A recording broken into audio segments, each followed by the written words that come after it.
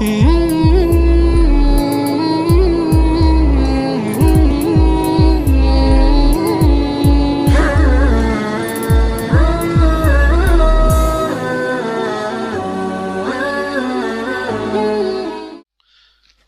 باللہ من الشیطان الرجیم بسم اللہ الرحمن الرحیم وَإِن مِّن شَيْءٍ إِلَّا عِندَنَا خَزَائِنُهُ وَمَا نُنَزِّلُهُ إِلَّا بِقَدَرٍ مَّعْلُومٍ صدق اللہ العظیم۔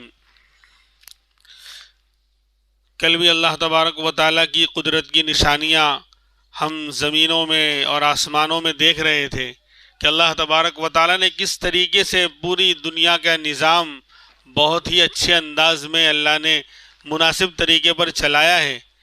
آگے اللہ تبارک و تعالیٰ اسی کو اور آگے بڑھاتے ہوئے اپنی اور قدرت، اپنی اور طاقت اور اپنا اور پاور بتلا رہے ہیں۔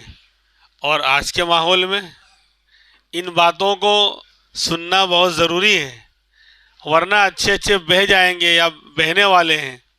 یاد رکھیں، جو آوازیں ہم سن رہے ہیں باہر، وہ کہیں ہمارے ایمان کو نہ چھین لیں، ہماری نسلوں کے ایمان کو نہ چھین لیں، اور قرآن کریم اور اللہ کی باتوں کو سننے کے علاوہ اور قرآنی آیات کے ذریعے اللہ کی طاقت کو پہچاننے کے علاوہ ایمان کو بچانے کا کوئی اور راستہ نہیں ہوگا۔ بار بار آواز لگائی جا رہی ہے، قدر کر لیں اس کی۔ یہ نہ دیکھیں کون بیٹھا ہے یہاں پر کیا بیان کر رہا ہے، یہ دیکھیں کیا بیان کر رہا ہے، وہ تو دیکھیں قرآن کریم ہم سے کیا کہہ رہا ہے۔ اور قرآن کریم سے وابستہ رہیں گے، جڑے رہیں گے، اللہ تبارک و تعالیٰ کی طاقت اور قدرت کا یقین آئے گا۔ اور جب اللہ کی قدرت کا یقین آئے گا، اللہ پر ایمان مضبوط ہوگا۔ آج مسلمان کہتا ہے اللہ کہاں چلا گیا، کس منہ سے کہتا ہے؟ نہ زندگیوں میں اعمال ہیں، نہ طریقے ہیں، نہ کچھ ہیں، کہتا اللہ کی مدد کیوں نہیں آ رہی۔ میں بار بار موقع بموقع یہ بات کہتا رہتا ہوں، اللہ کی مدد شرط کے ساتھ ہے۔ یا ایھا الذین آمنوا ان تنصروا اللہ ینصرکم، اے ایمان والو اگر تم اللہ کی مدد کرو گے، اللہ کے دین کی مدد کرو گے، اللہ تمہاری مدد کرے گا۔ دین کے مسلمان مدد کیا خاک کرے گا؟ خود اپنے آپ کو فرائض پر کھڑا نہیں کر پا رہا ہے، خود اپنی ذات کو اللہ کے احکام پر نہیں چلا پا رہا ہے، تو دین کی مدد کیسے کرے گا وہ؟ اور جب دین کی مدد نہیں کرے گا، یہ شرط ہے، جب شرط پوری نہیں ہوگی تو اللہ کی مدد کہاں سے آئے گی؟ اللہ کی مدد نہیں آ سکتی۔ اسی اور زیادہ بزدلی، بے بسی اور احساس کمتری یہ ہمارے دامن میں آنے والی ہے اگر ہم نے ان چیزوں سے اپنا تعلق قائم نہیں کیا۔ اللہ کی بڑائی اور عظمت کے بول نہ بولے نہ سنے، نہ ان واقعات کو پڑھا جو انبیاء کے واقعات ہیں اور اللہ کی مدد کے واقعات ہیں۔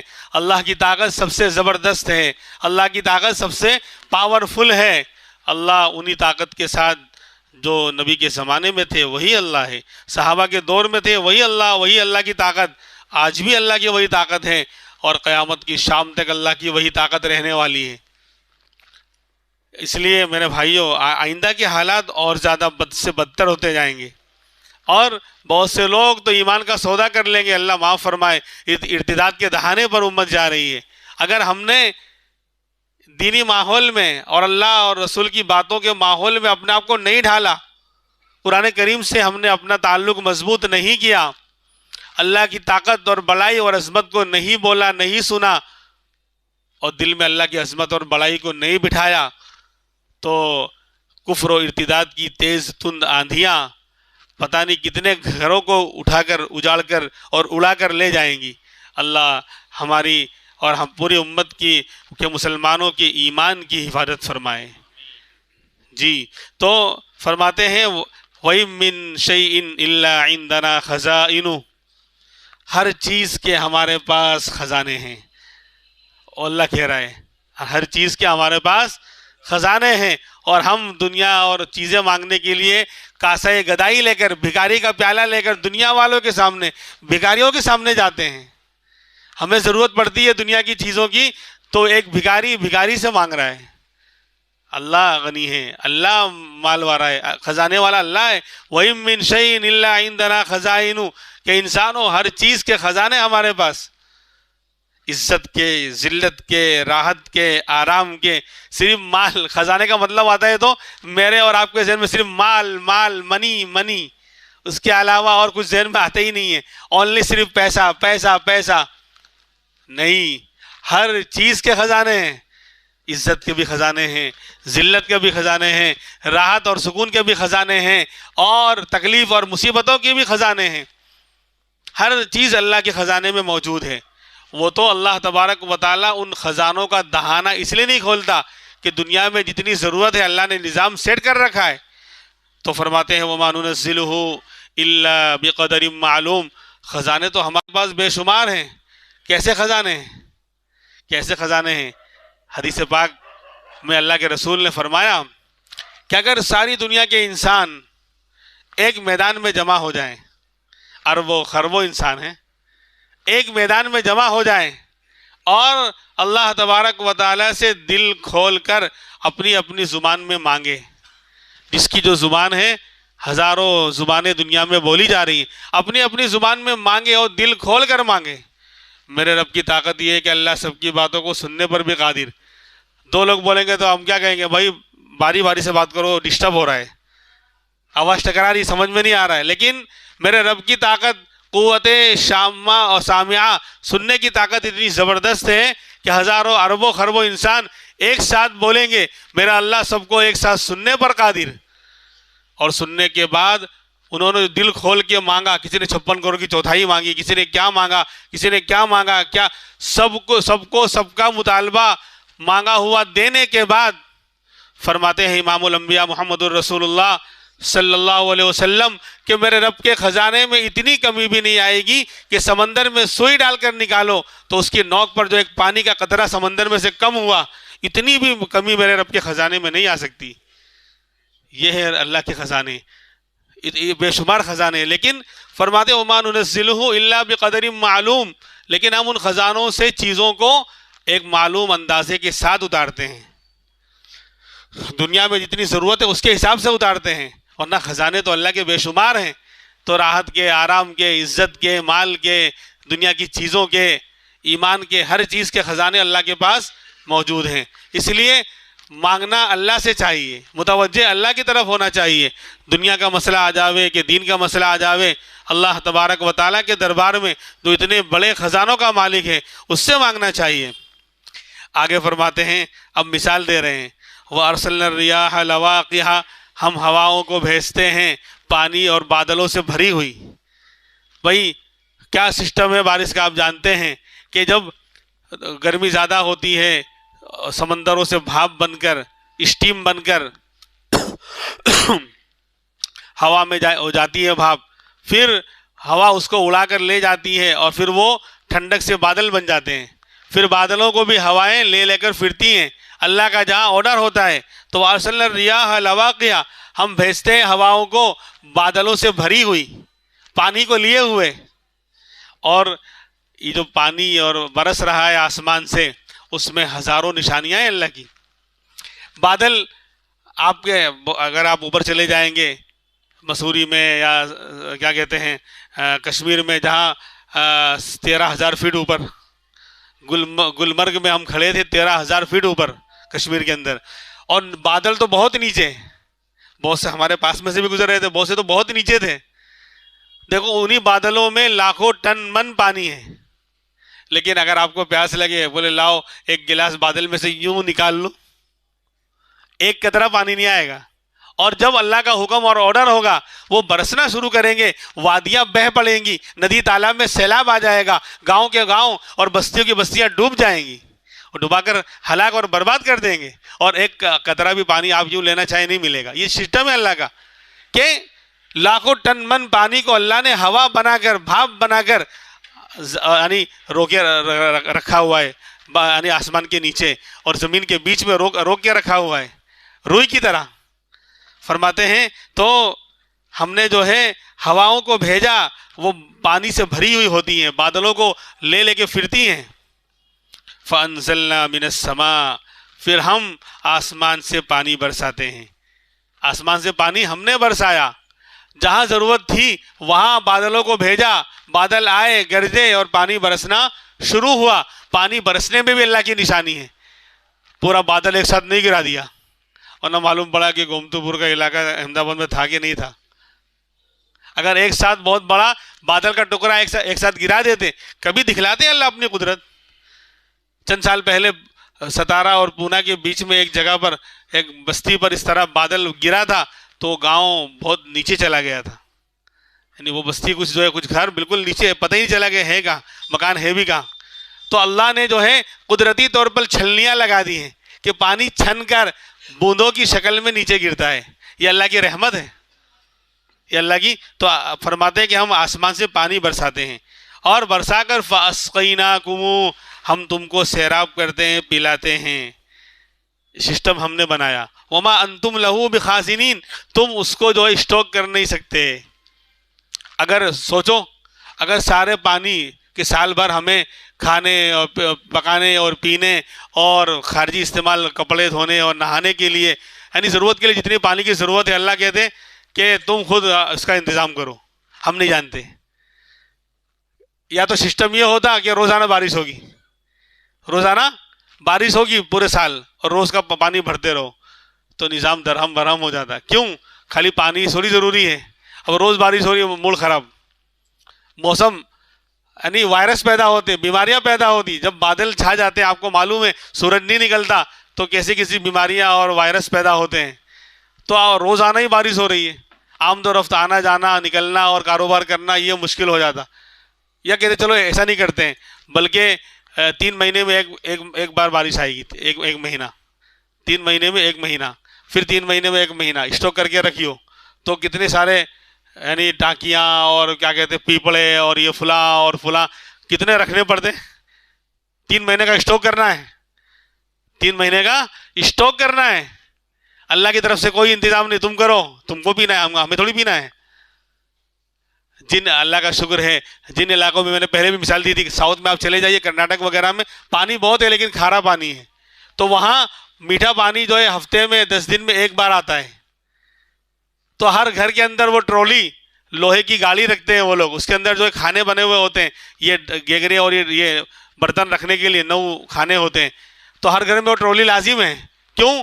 ہفتے میں 10 دن میں 1 بار میٹھا پانی آئے گا اور اخبار میں پیپر میں آ جائے گا، آج فلاں ایریا میں آئے گا، کل فلاں علاقے میں 1 گھنٹہ 2 گھنٹہ جو بھی ان کا طے ہوتا ہے 2 گھنٹہ 3 گھنٹہ وہ اتنا پانی آئے گا. تو سب جب ہمارے علاقے کا مسئلہ آئے گا سب لے کے بھاگیں گے، لائن لگے گی. اور وہ میٹھا پانی یعنی کھانے اور پینے کے لیے وہ اسٹاک کر کے ہفتہ 10 دن کا رکھیں گے. باقی کھارا پانی تو آ رہا ہے، نہانے کے لیے اور دھونے کے لیے تو پانی بہت ہے، لیکن کھانے اور پینے کے لیے نہیں ہے. تو اسٹاک کر کے رکھنا پڑتا ہے ان کو. ہم نے وہاں گھروں میں دیکھا، مسجدوں میں دیکھا، ڈرم کے ڈرم بھرے ہوئے ہیں، بولے پینے کا پانی ہے، 1 ہفتہ چلانا ہے، اس کو 10 دن چلانا ہے. اور کبھی کوئی مسٹیک ہو گیا تو 1 ہفتہ پانی نہیں بھی آیا، 15 دن ہو گئے. اور پانی وہ پانی وہاں کا اتنا کھارا کہ آپ زبان پر رکھ نہیں سکتے، اتنا کھارا. خیر، تو فرمایا کہ اللہ نے یہ بھی نہیں کہا کہ 3 مہینے کا اسٹاک کرو، بلکہ دیکھیے کیا نظام ہے کہ آسمان سے پانی برس رہا ہے. تو بہت سا ندی تالاب میں چلا گیا، تالاب و ندیاں بھر گئی اس سے، اللہ نے وہاں اسٹاک کر دیا بہت سے. اور اکثر پانی ندی تالاب میں نہیں جاتا بلکہ پہاڑوں پر اللہ اس کو جما دیتے ہیں، برف کی شکل میں وہ جم گیا. اور وہ اتنا بہترین پانی ہے کہ اس کے اندر وہ پگھلے گا نہیں جب تک اس کے اندر کوئی چیز اندر گرے گی نہیں، سڑے گی نہیں، خراب نہیں ہوگا. اور پھر تھوڑا تھوڑا وہاں سے کیا کہتے ہیں پگھل کر چشمے کی شکل میں، جھرنے کی شکل میں گرتا رہتا ہے. اور بہت سارا پانی قدرتی اللہ نے پائپ لائن لگا دی، پہاڑوں کے اندر وہ جذب ہو رہا ہے، پہاڑ اپنے اندر لے رہے ہیں، یہاں تک کہ زمین پہ اتر جاتا ہے. زمین کے اندر زمین بھی بہت سا پانی جذب کر لیتی ہے، اسی لیے بورنگ کرتے ہیں تو پھر پانی شاندار اور میٹھا پانی نکلتا ہے. تو یہ اللہ نے الگ الگ انداز سے کہیں پہاڑوں پر جما دیا، کہیں جھرنے کی شکل میں، کہیں تالاب، کہیں ندیاں، کہیں زمین کے اندر اتار دیا کہ بندہ بورنگ کر کے پانی نکال سکتا ہے. تو یہ اللہ کی قدرت کی نشانیاں ہیں. ایک تو پانی کو برسانے کا سسٹم، پھر پانی کو اللہ نے تو پیدا کیا پانی کی طرح، اور پھر پانی پینے کے لائق بنایا. ورنہ آپ دیکھیں گے سمندر کے سارے پانی کھارے ہیں، اکثر پانی کھارے ہیں اور کتنے خطرناک، یعنی آپ زبان پہ رکھ نہیں سکتے. کچھ پانی ہے جو میٹھے ہیں سمندر کے اندر، ورنہ اکثر سمندر کا پانی کھارا ہے. اور میں نے کہا تھا کہ کھا رہا ہے اس لیے انسان دنیا میں آرام سے کھا رہا ہے. اکثر سمندر کا پانی کھا رہا ہے اس لیے انسان آرام سے دنیا میں کھا رہا ہے, نہیں تو اگر کھارا نہیں ہوتا تو بہت سا وائرس انسان کو کھا رہا ہے. ہزاروں لاکھوں کروڑوں کی تعداد میں سمندروں میں وائرس یعنی جانور مرتے ہیں, سڑتے ہیں, گلتے ہیں, لیکن پانی اتنا کھارا ہے کہ ان کو سڑنے نہیں دیتا. اللہ نے قدرتی کیمیکل بنا دیا, اتنا کھارا پانی ہے کہ وہ سڑنے نہیں دیتا, اس کی بدبو نہیں پھیلتی, وائرس پیدا نہیں ہوتا. اگر میٹھا پانی ہوتا, میٹھے پانی میں چیزیں سڑ جاتی ہیں تو پوری دنیا میں بدبو پھیل جاتی, کیونکہ سمندر 71% ہے دنیا کے اندر. اکثر یعنی 2/3 زیادہ سمندر ہے اور سب کا پانی سڑ جاتا اور وائرس پھیلتا, بدبو ہوتی, پوری دنیا میں یعنی جینا اور رہنا مشکل ہو جاتا. تو اللہ نے کرم کیا کہ اکثر پانی کو کھارا کر دیا, تو نمک بھی تیار ہو رہا ہے اور بہت سارے یعنی چیزیں وہاں مر رہی ہیں لیکن سڑ نہیں رہی ہیں, اور تعفن اور بدبو اور وائرس نہیں پیدا ہو رہا ہے. تو یہ اللہ کی نشانیاں ہیں میرے بھائیوں. تو فرمایا کہ ہم نے آسمان سے پانی برسایا, فَأَسْقَيْنَاكُمُ, پھر ہم نے تم کو اس سے سیراب کیا, پلایا. وَمَا أَنْتُمْ لَهُ بِخَازِنِينَ, تم اس کا ذخیرہ اور اسٹوک کرنے والے نہیں تھے. اگر تمہارے حوالے کیا جاتا, دیکھو آج پانی خریدنا پڑتا ہے, جہاں پانی نہیں ملتا پینے کا, اچھا کتنی پریشانی ہوتی ہے, ان کو خرید کر پینا پڑتا ہے. اللہ کا شکر ہے کہ ہمیں تو فری میں مل جاتا ہے, لیکن بہت سے علاقوں میں آج بھی پانی خرید کر پینا پڑتا ہے کہ میٹھا پانی انہیں نہیں ملتا. تو یہ اللہ کی قدرت کی نشانیاں ہیں. اللہ تبارک و تعالی ہمیں ان باتوں پر عمل کرنے کی توفیق عطا فرمائے اور اپنے ایمان کو مضبوط کرنے کی توفیق عطا فرمائے. ان چیزوں کو سنیں گے, قرآن کی تفسیروں کو, اللہ کی قدرت کی نشانیوں کو, تو اللہ کی طاقت, اللہ کی قوت, اللہ کی پاور کا پتہ چلے گا. اللہ کی طاقت جب دل و دماغ میں آئے گی, اللہ سے تعلق مضبوط ہوگا, اللہ سے تعلق مضبوط ہوگا, ایمان مضبوط ہوگا. ایمان مضبوط ہوگا تو بندہ نیک عمل کرنے والا بنے گا, گناہوں سے بچنے والا بنے گا. اور جو اس طرح کے جو حالات ہیں آج کل جو چل رہے ہیں, گیدڑ بھپتیاں جو ہو رہی ہیں, مومن بالکل جم جائے گا اور ہمالیہ پہاڑ سے زیادہ اس کا ایمان مضبوط ہوگا. ہاں, ٹل نہ سکتے تھے تو جنگ میں اڑ جاتے تھے, پاؤں شہروں کے بھی میدان سے اکھڑ جاتے تھے. یہ ہمارے اکابر اسلاف اور ہمارے علماء اور ہمارے جو ہے صحابہ اکرام کی کہ ایمان کی جو ہے ان کے پاور کو بیان کیا علامہ اقبال نے. ٹل نہ سکتے تھے تو جنگ میں اڑ جاتے تھے, پاؤں شہروں کے بھی میدان سے اکھڑ جاتے تھے. یعنی ان کو دیکھ کر, ان کے عزم و استقلال کو دیکھ کر, ان کے عزائم کو دیکھ کر, ان کا اللہ سے تعلق اور مضبوطی کو دیکھ کر بڑے بڑے لوگ جو ہے کام جایا کرتے تھے, ان کی ہوائیں نکل جایا کرتی تھی. اللہ رب العزت ان کے ایمان کا کچھ حصہ ہمیں بھی عطا فرما دے.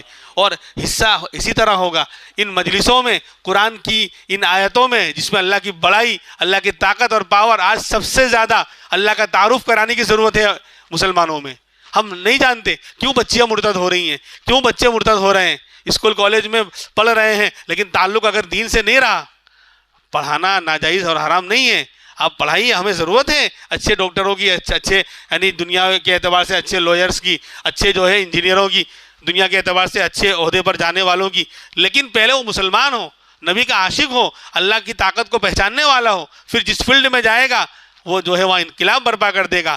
مومن یعنی 100 بچوں میں اگر دو چار بچے مسلمان کے ہیں, ان کی شان الگ ہوتی ہے, ان کی پہچان الگ ہوتی ہے. وہ اپنے ایمان کے ساتھ, اپنے پورے جو ہے وقار کے ساتھ جب جاتے ہیں تو اس کا ایک رعب پڑتا ہے, اس کا ایک اثر پڑتا ہے. خود وہ لوگ جو ہے وہ دنگ رہ جاتے ہیں, وہ دیکھتے رہ جاتے ہیں. بہرحال تو اس لیے میرے بھائیوں, ان مجلسوں میں جو ہے اللہ دعا بھی کریں کہ اللہ ہمارے ایمان کو جو ہے سلامت رکھے, اس ملک کے بسنے والے مسلمانوں کی جان کی, مال کی, عزت کی, آبرو کی حفاظت فرمائے. ایک عمل جو ہمارے حضرت کی طرف سے کل بھی اعلان ہوا تھا, یہاں تو اعلان نہیں کر پایا میں, لیکن یعنی حضرت نے جو اعلان کیا تھا کہ بھئی سورہ کیا کہتے ہیں مزمل کا عمل ہے کہ درود شریف شروع اور آخر میں پڑھیں, اور 7 مرتبہ سورہ مزمل رات میں پڑھ لیں اور صبح فجر کے بعد پڑھ لیں 7 مرتبہ. زیادہ وقت ہی نہیں لگتا, مشکل سے جو ہے 10 منٹ بھی نہیں لگے گا اگر پڑھنے والے ہیں تو. یہ پڑھیں, انشاءاللہ اللہ جو ہے ان حالات کو اور ان مصیبتوں کو, ان کے فتنوں کو, ان کی غلط سازشوں کو اللہ ختم کر دے گا اور امن و سلامتی کا انشاءاللہ اللہ ماحول پیدا کرے گا. دوسرا اعلان یہ ہے کہ 2-3 مہینہ پہلے میں نے اعلان کیا تھا کہ اس مسجد کے اندر جو امتحان اور جلسے کے بارے میں کہ بچوں کو انعام وغیرہ دینا تھا, کچھ رقم جمع ہوئی تھی اس وقت, 12-13 ہزار کے قریب لمسم جمع ہوئی تھی، تقریباً 30 ہزار کے قریب خرچہ ہے. تو یعنی آئندہ جو ہے 4 فروری کو انشاءاللہ شاید امتحان بھی رکھا ہے یہاں پر اوپر، اور بچوں کو انعام بھی دینا ہے. تو ان کی حوصلہ افزائی، قرآن کریم اور اللہ سے محبت اور تعلق یہ مومن کی شان ہے، مومن کی پہچان ہے. لہذا ہم قرآن و حدیث سے اور اللہ رسول سے محبت کرتے ہیں تو دینی تعلیم آگے بڑھے، وہ بچوں کی حوصلہ افزائی، ہمارے ہی بچے ہیں، کہ ہم ان کی حوصلہ افزائی کریں گے تو انشاءاللہ جو ہے ہمارا اس کے اندر تعاون ہوگا. تو انشاءاللہ اللہ رب العزت ہمارے ایمان اور اعمال کو اللہ بچائیں گے، محفوظ رکھیں گے کہ یہ بندہ ہمارے نام پر، قرآن کے نام پر اپنے جان مال کی قربانی دے رہا ہے. تو جن لوگوں نے لکھایا تھا